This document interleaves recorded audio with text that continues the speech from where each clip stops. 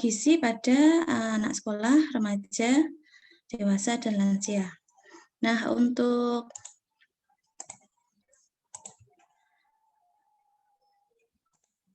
awalannya, jadi untuk pertama nanti saya akan bahas terkait dengan pengkajian masalah gizi.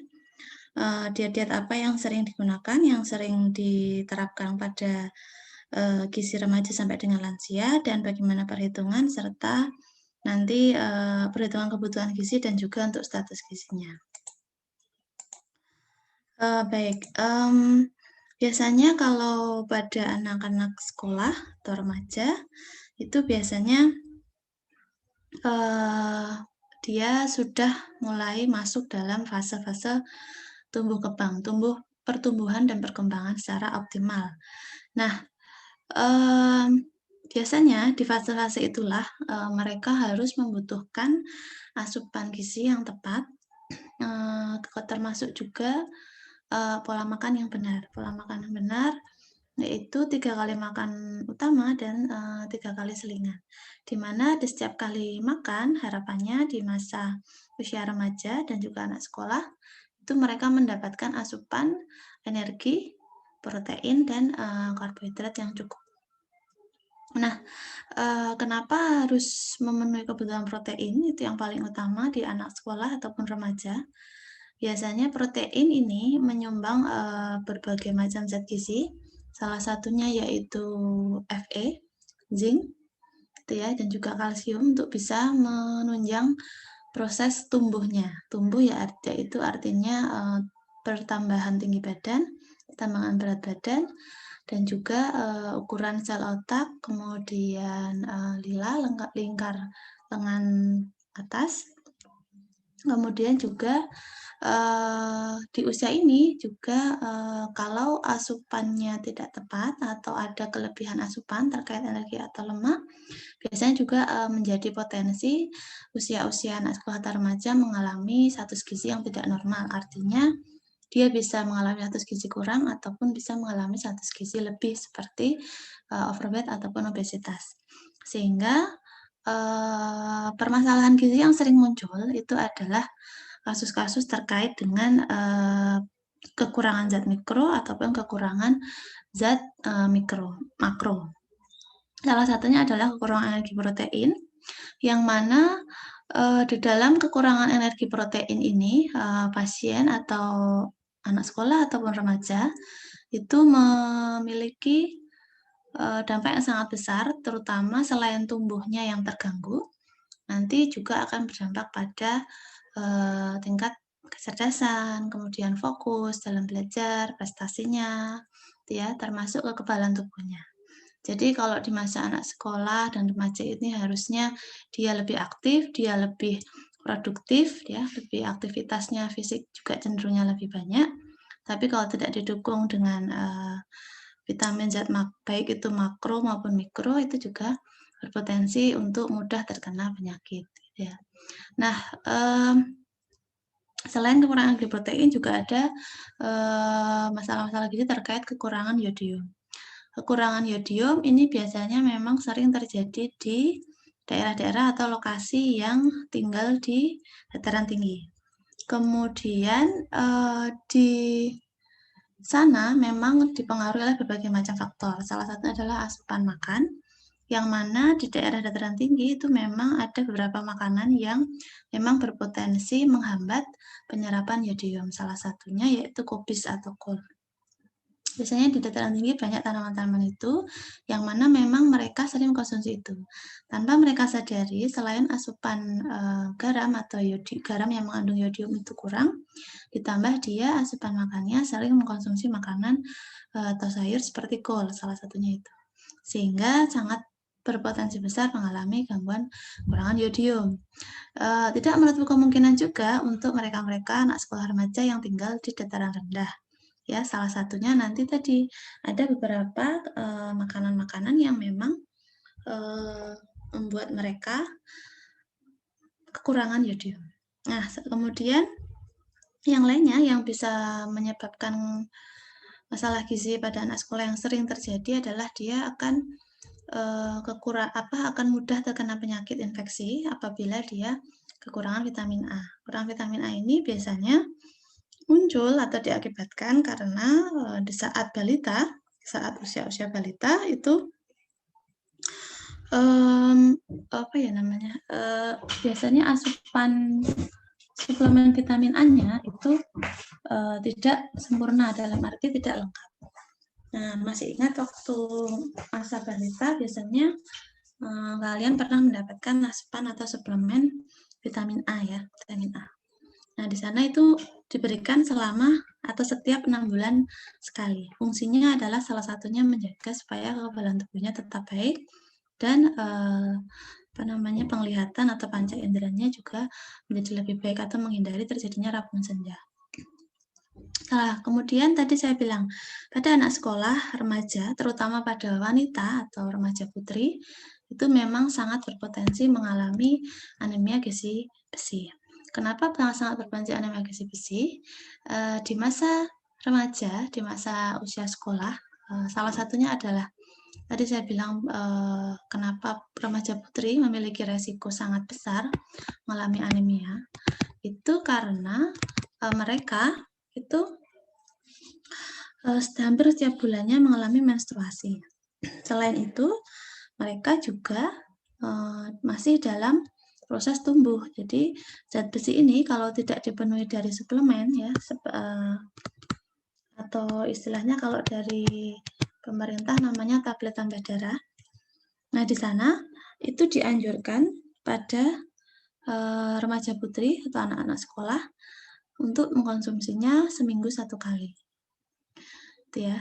Harapannya nanti, anemia ini tidak mengganggu atau tidak mengganggu proses pertumbuhan dan juga tidak mengganggu, fokus belajar karena biasanya tanda-tanda dari anemia adalah 5R, gitu ya. Kemudian, malnutrisi. Malnutrisi tadi kemarin sudah pernah menjelaskan bahwa malnutrisi pada, setiap fase, baik itu bayi, balita, anak sekolah, remaja, maupun dewasa, itu tidak diartikan sebagai kekurangan zat gizi atau dalam kondisi dia gizi kurang atau gizi buruk, tetapi gizi lebih ya seperti obes itu juga, disebut sebagai malnutrisi. Sehingga, banyak sekarang di, masa pandemi, bahkan sebelum masa pandemi menurut data Riskesdas, data-data tersebut menyatakan bahwa, anak-anak atau dewasa usia 18 tahun ke atas, itu sudah banyak ditemukan yang mengalami obesitas. Sehingga ini menjadi hal yang paling penting yang harus dikendalikan, harus dijaga supaya tidak semakin meningkat angkanya. Nah, keadaan-keadaan yang bisa menimbulkan resiko malnutrisi itu bisa berupa karena tadi ya, karena, biasanya kalau aktivitas fisik meningkat itu bisa menyebabkan ketidakseimbangan antara asupan yang dimakan dengan, aktivitasnya. Jadi kalau dikatakan itu artinya adanya ketidakseimbangan antara asupan dengan aktivitas fisiknya. Hingga kebutuhannya itu tidak bisa terpenuhi dengan baik atau seimbang. Jadi kalau biasanya remaja itu kan biasanya banyak melakukan aktivitas fisik, banyak istilahnya menggali menggali potensi kalian, banyak melakukan kegiatan-kegiatan yang sehingga memicu atau menimbulkan peningkatan kebutuhan pada remaja atau usia anak sekolah. Kalau tidak diimbangi dengan asupan makan yang baik, maka terjadilah malnutrisi. Tadi ya ada distribusi makan yang masih timpang, artinya tadi kalau frekuensi makannya itu nggak seimbang atau tidak benar, tidak tepat, sering melewatkan sarapan, gitu ya, kemudian sering melewatkan makan malam, itu juga berpotensi mengalami malnutrisi. Selain dari frekuensi, juga dari jumlah makannya. Kalau jumlah makannya juga yang dikonsumsi itu tidak sesuai dengan usianya, artinya kalian di usia 18, kalian di usia 20, itu harusnya mengkonsumsi sebanyak 300 gram nasi gitu dalam sehari, tapi kamu hanya mengkonsumsi 100 gram nasi, itu artinya jumlah makanan yang kalian konsumsi itu tidak memenuhi kebutuhan yang memang kamu perlukan dalam tubuh. sehingga ada pengaruh dari frekuensi, jumlah makan, dan juga tadi jadwal, jumlah, jenis itu ya yang paling penting. Jenis makanan juga menjadi pengaruh ketika kamu konsumsi ya. Jadi kalau jenis makanan yang biasanya di usia remaja-remaja, usia anak sekolah sudah mulai menentukan kesukaannya atau mulai ke pemilihan makanan. Jadi mereka sudah bisa menentukan saya lebih suka makanan manis, saya lebih suka makanan asin, saya lebih suka makan makanan yang berlemak. Itu masa-masa itu memang yang harus diperhatikan karena jenis makanan pun juga akan mempengaruhi malnutrisi pada remaja sekolah. Nah, kemarin saya juga pernah membahas terkait sanitasi dalam penerapan MPASI ya. Ini juga juga menjadi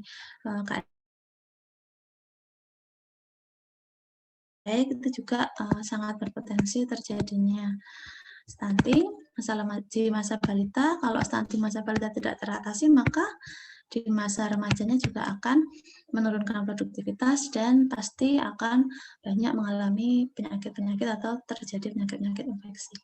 Akan sangat mudah mengalami penyakit infeksi.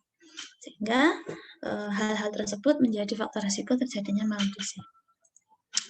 Masuk dalam KEP, tadi sudah saya jelaskan, KEP itu adanya defisiensi terkait asupan kalori dan protein dalam waktu yang lama, biasanya lebih dari 6 bulan, dan dibagi menjadi kondisi ringan atau sedang dan berat. Nah, kemudian kalau gangguan kurangan yodium biasanya akan berdampak pada kecerdasan, kemudian IQ, penurunan motorik dan kognitif, dan juga berdampak pada kejadian gondok. Ya, kalau vitamin A kemarin juga sudah saya jelaskan, salah satunya terkait dengan asupan makan, faktor pendidikan juga bisa, dan juga tadi sudah ada faktor pemburuknya, yaitu dia sudah mengalami gizi buruk dulu, baru kemudian berdampak ke yang lain, yaitu salah satunya bisa mengalami kekurangan vitamin A. Ya, kemudian kalau anemia gizi besi kemarin sekilas sudah saya jelaskan juga, kalau pada balita itu juga panggilan sangat besar.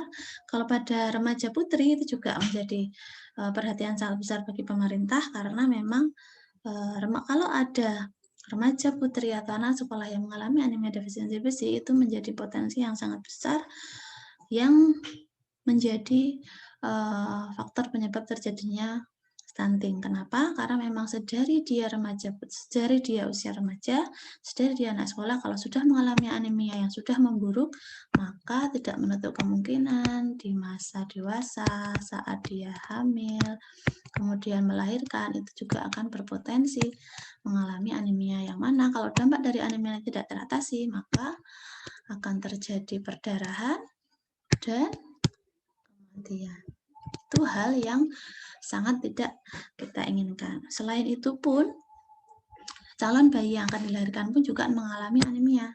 Kalau calon bayinya sudah mengalami anemia, maka keturunannya pun juga akan, generasinya juga tidak baik. Artinya akan sangat mudah kena penyakit, tidak fokus, tidak produktif gitu ya. Dan yang paling penting tadi, akan mudah terkena penyakit. Begitu. Nah, tadi saya bilang kalau malnutrisi itu tidak hanya kasus gizi kurang atau gizi buruk, tetapi juga gizi lebih. Jadi jangan sampai salah kaprah untuk menjelaskan kepada masyarakat. Nah, sampai di masalah-masalah yang muncul di usia dewasa dan sampai lansia. Di sana, di masa-masa dewasa itu adalah masa-masa di mana mereka akan melakukan banyak-banyak aktivitas atau berkarir ya. Dia akan fokus pada karir dan biasanya akan lebih lama, sekitar 8 jam atau lebih, dia akan beraktivitas di tempat pekerjaannya. Nah, disitulah peran atau gizi di situ ya, menjadi hal yang perlu diperhatikan karena memang di sana itu selama 8 jam ini banyak aktivitas yang akan dilakukan oleh di usia ini ya, di usia dewasa dan di usia dewasa. Nah, di sana kalau sering melewatkan sarapan, kemudian sering makan siang di jam-jam yang sudah terlambat begitu ya. Kemudian sering melakukan ini apa namanya, melakukan snacking gitu ya yang tinggi kalori, misalkan tinggi kalori, tinggi gula gitu ya.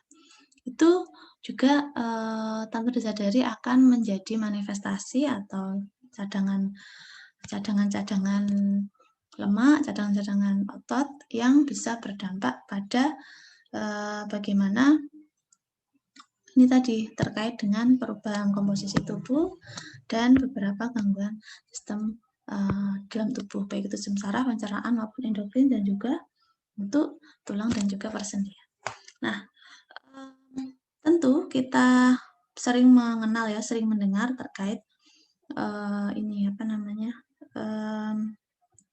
bagaimana seorang dewasa itu sering mengalami berbagai macam keluhan, gitu ya, mengalami berbagai macam keluhan, yang mana kendala yang dirasakan itu sering dianggap sepele. Artinya dianggap sepele itu seperti gini, ada misalkan nyeri dada, ada misalkan mengalami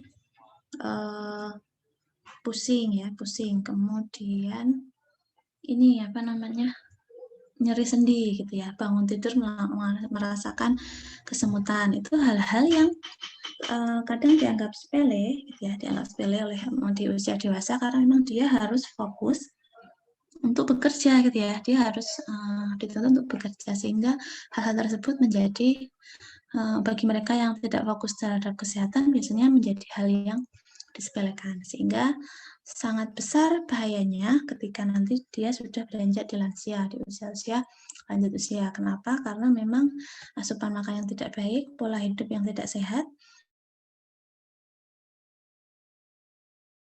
yang tidak teratur, yang dimakan jenis makanan yang tinggi kalori, tinggi lemak, dan tinggi garam, sehingga itu sangat berpotensi di saat lansia mengalami ini, bisa mengalami gangguan sistem saraf, sistem pencernaan, endokrin, tulang persendian, seperti osteoporosis, kemudian gangguan jantung, kemudian diabetes mellitus, itu biasanya akan muncul di usia-usia dewasa menjelang lansia.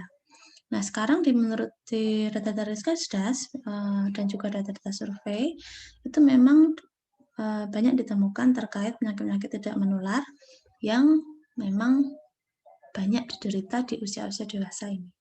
Jadi, kalau tidak diimbangi dengan aktivitas fisik, walaupun bekerja keras, tapi kalau aktivitas fisiknya seimbang dengan asupan makan yang sehat, gizi seimbang, itu juga harapannya di masa lansia tidak akan mengalami masalah-masalah terkait baik itu obesitas, penumpukan lemak, penumpukan massa otot yang kecil, nggak akan terjadi. Jadi harapannya mulai dari sekarang, ketika masih dewasa itu harus bisa mulai melatih membiasakan diri untuk hidup sehat dan pola makan yang seimbang.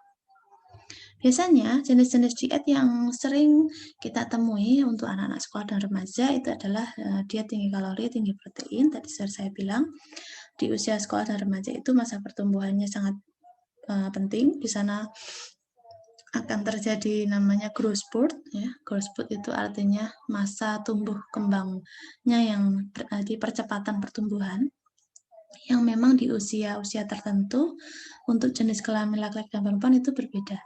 Dia akan optimal di masa-masa usia tertentu ya, yang mana memang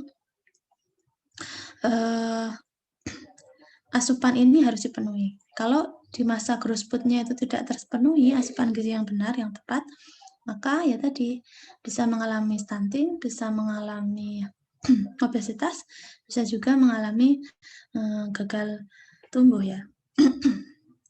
Sehingga tidak hanya diperlukan asupan kalori tinggi protein gitu ya, tapi tinggi kalori tinggi protein, tapi juga dilengkapi dengan vitamin dan mineral yang tepat gitu ya. Kemudian untuk dewasa, biasanya kalau pasien dewasa dengan beberapa macam kondisi penyakit seperti hipertensi, diabetes, atau hiperlipidemia, atau kolesterol gitu ya, itu itu biasanya kita memberikan diet rendah garam dengan berbagai macam ketentuan. Ada rendah garam 1, rendah garam 2, rendah garam 3, yang mana memang ada batasan-batasan terkait jumlah natrium yang harus dikonsumsi. Kemudian ada diet DM juga ada banyak, ada DM 1, 2, 3, 4, yang memang harus disesuaikan dengan kondisi pasien. Ada lagi untuk hiperlipidemia, biasanya dia akan disarankan untuk diet rendah lemak jenuh atau lebih kepada peningkatan asupan seratnya. Asupan serat diperoleh dari sayur dan buah, dan juga harus diimbangi dengan air minum yang cukup. Ya, kemudian untuk lansia yang sering ditemui adalah kasus osteoporosis.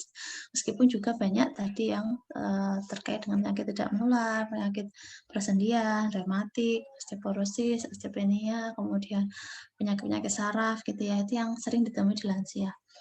Karena tadi di masa dewasa melakukan atau terjadi ketidakseimbangan pola hidup dan pola makan. Sehingga salah satunya kalau untuk osteoporosis kita akan memberikan diet tinggi kalsium, tapi kalau untuk beberapa penyakit atau kondisi pada lansia yang komplikasi itu tentu kita akan melakukan kombinasi dengan dietnya. Ini adalah perhitungan kebutuhan energi yang bisa kalian lihat menurut IOM 2005, yang mana memang perhitungan kebutuhannya itu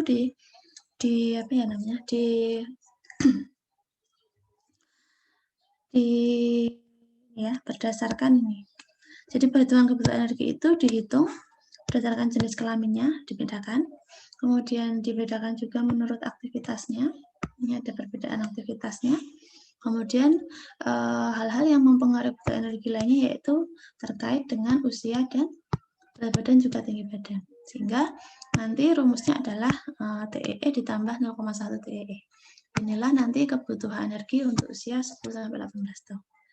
Gitu ya. Kemudian rumus untuk perhitungan kebutuhan energi usia 19-64 tahun itu hampir sama, meskipun rumusnya juga berbeda, hanya nanti ketika remaja perempuan dengan kondisi hamil dan menyusui akan ada penambahan beberapa kilokalori gitu ya, untuk bisa memenuhi kebutuhannya selama hamil, dan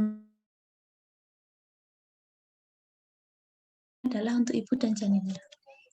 Jangan lupa kebutuhan energinya menghitungnya dengan TEE plus 0,1 TEE. Jadi untuk aktivitas nanti bisa kalian tanyakan ke interview misalkan gitu ya, pada saat wawancara gitu, itu juga bisa kita kumpulkan informasi tersebut untuk bisa menghitung kebutuhan energi.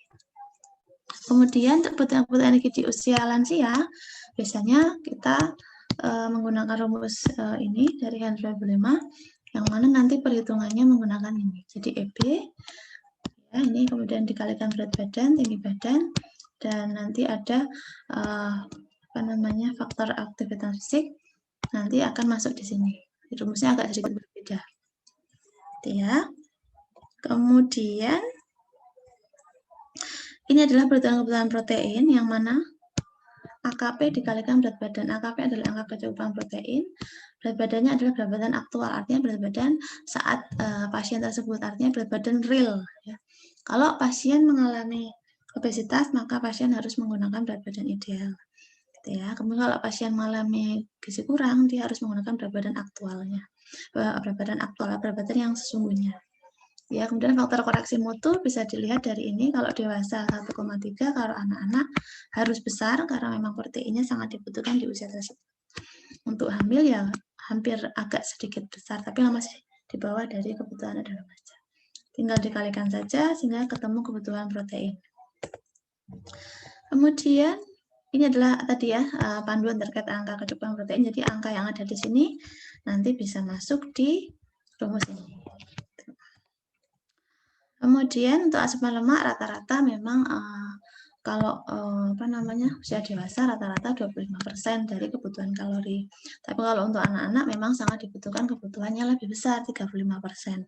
Kenapa? Karena memang lemak di usia 1-3 tahun ini masih dibutuhkan untuk memenuhi makanan-makanan yang tinggi kalori, tinggi padat kalori, sehingga saat di usia 1-3 tahun ini bisa memenuhi gap-gap yang tidak bisa dipenuhi dari ASI, sehingga perlu MPASI yang memang tinggi kalori. Ya, salah satunya ini persentasenya adalah 35%. Tapi kalau sudah masuk balita, remaja, anak sekolah itu persentasenya kira-kira 30% untuk ketentuan kebutuhan lemaknya. Nah, untuk pertimbangan status gizi untuk balita kemarin sudah ada penentuannya sampai dengan ini ya, usia 18 tahun. Jadi yang ke sini adalah untuk 5 tahun ya. Tapi kalau yang untuk penentuan remaja, kita bisa menentukan juga menggunakan ini juga sampai usia 18 tahun. Sehingga penentuan status gizi untuk balita dan sampai usia anak sekolah, sampai remaja 18 tahun, itu juga menggunakan indikator PB/U, TB/U, BB/RB, dan juga IMT/U. Jadi indikatornya ada 4. Bisa menentukan status gizi pada balita. Status gizi pada balita anak sekolah. Ini adalah bagaimana kita menghitung kebutuhan atau status gizi terkait dengan orang dewasa dan lansia. Biasanya kalau orang dewasa lansia tanpa ada penyakit komplikasi, biasanya proses perhitungannya seperti ini. PB dibagi TB dikuadratkan, tapi TB-nya dalam bentuk meter. Dalam satuan meter dikuadratkan, kemudian ketemu status gizinya. Angka di sini nanti akan mengkategorikan apakah dewasa lansia ini masuk dalam kategori pre-obes, obes 1 atau obes 2. Nah, ini adalah ketentuan menurut WHO, gitu ya. Beda lagi dengan ketentuan yang dibuat oleh Kemenkes. Nanti bisa kalian cek. Masuk ke pengkajian yang terakhir yang memang harus kalian ketahui bagaimana kita melakukan atau menerapkan prinsip gizi seimbang. Jadi diet yang ada di luar sana, berbagai macam diet yang ada di luar sana ya, mulai dari intermittent fasting, diet ketogenik, diet apalagi ya, mungkin Mediterania, diet golongan darah, kemudian diet apalagi paleo, diet mungkin dietnya Deddy Corbuzier itu ya, itu jelas tidak mendukung prinsip gizi seimbang. Prinsip-prinsip gizi seimbang itu pada dasarnya adalah menerapkan bagaimana kita harus banyak-banyak mengkonsumsi buah dan sayur, jangan pernah melewatkan sarapan pagi, membatasi makanan yang manis, asin, dan lemak itu harus dibatasi, boleh tapi dibatasi, dan harus mulai mengkonsumsi makanan yang beraneka ragam. Kenapa harus beraneka ragam? Karena memang dalam satu makanan tidak ada makanan yang sempurna. Dalam satu makanan tidak dalam satu makanan itu hanya mengandung beberapa zat gizi saja. Jadi kalau kamu mau melengkapi 10 macam zat gizi, ya kamu harus mengkonsumsi berbagai macam makanan untuk bisa mendapatkan semua zat gizi yang dibutuhkan oleh. Kemudian selain itu, gizi seimbang juga harus diimbangi dengan aktivitas fisik. Aktivitas fisik dan cek berat badan. Jadi jangan pernah lupa untuk mengecek berat badan. Jadi kalau sudah mulai menjelang remaja, dewasa, itu sering-seringlah mengecek berat badan. Jangan pernah meng-underestimate diri bahwa sebenarnya kalau kamu hitung BMI-nya kamu ideal, tapi kamu masih merasa di depan cermin kamu gemuk, itu artinya kamu ada permasalahan terkait body image. Sehingga perlu dikembalikan lagi terkait bagaimana kalian memahami pola makan yang baik, pola hidup yang baik ya. Jangan pernah terprovokasi oleh diet yang terbaru ya. Mungkin diet yang terakhir booming sampai mungkin kalau kalian pernah dengar, itu bukanlah diet yang tepat untuk bisa kalian secara prinsip tidak sesuai dengan ini yang sudah ditentukan oleh Kementerian Kesehatan. Selain itu, mungkin kalau dari gambar ini sudah bisa kita lihat bahwa selain tumpeng gizi seimbang, kita juga harus mencukupi makanan minum air putih, harus memantau berat badan, selalu beraktivitas fisik, ya, dan tidak pernah lupa untuk selalu mencuci tangan. Karena sekarang masa pandemi, harapannya kita semua sudah terbiasa melakukan aktivitas cuci tangan, sehingga prinsip gizi seimbang ini tidak hanya melulu terkait dengan makanan yang harus beraneka ragam, tetapi juga bagaimana semua faktor ini terkait aktivitas fisik dan PHBS itu bisa mendukung kesehatan secara optimal, mulai dari usia bayi, balita, anak sekolah sampai dengan lansia. Ini adalah isi piringku yang diterapkan oleh Kementerian Kesehatan, yang mana memang berkali-kali digaungkan bagi mereka-mereka, bagi masyarakat yang harus tahu bagaimana mereka mengatur pemorsian makan saat sekali makan. Ya.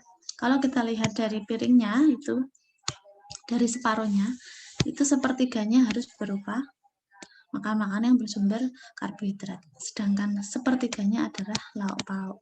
Artinya lauk pauk ini adalah protein hewani dan protein nabati. Ya. Makan-makan yang harus lengkap. Ada protein hewani, ada protein nabati. Kemudian separuhnya, piring yang satunya sebelahnya, itu harus seimbang. Jadi jumlah sayur dan buah itu jumlah porsinya seimbang, sama dengan jumlah makanan-makanan pokoknya. Kalau makanan pokoknya yang kamu konsumsi itu sebanyak sekian, maka ya jumlah sayurnya itu juga harus sekian gitu ya. Nah, sedangkan untuk buah juga sepertiganya, sehingga tidak pernah salah atau tidak pernah keliru dalam menerapkan diet yang tepat gitu ya. Karena kalau di diet-diet yang sudah ramai di sosmed dan lain-lainnya, itu cenderungnya tidak proporsinya itu tidak ideal ya, tidak seimbang. Banyak proporsi-proporsi makanan yang tidak seimbang sehingga menyebabkan perubahan hormon kebutuhan kalori untuk mereka-mereka yang mau diet gitu ya. Jangan pernah salah bahwa dengan cukup minum air, aktivitas fisik itu juga bisa mendukung proses diet kalian. Jadi kalau kalian mau diet tetap harus aktivitas fisik yang rutin. Karena metabolisme tubuh tidak akan berubah kalau tidak ada aktivitas fisik. Jadi ya itu menjadi hal yang paling penting untuk bisa kalian pahami. Ibu rasa sampai di sini ada pertanyaan atau ada tanggapan? Karena materi ini sudah selesai.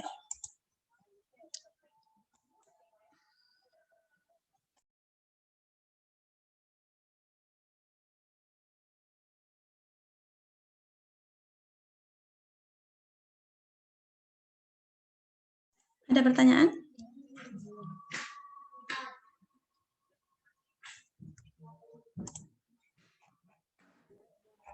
Ada? Baik. Oke. Terima kasih atas perhatiannya sudah hadir. Ini sudah ada 45 anak. Nanti saya lihat seberapa banyak kalian memperhatikan saya selama kuliah ini. Berasa cukup. Terima kasih untuk materi nanti akan saya sharing ke ketua kelas atau ke PJMK-nya untuk koordinatornya. Kemudian nanti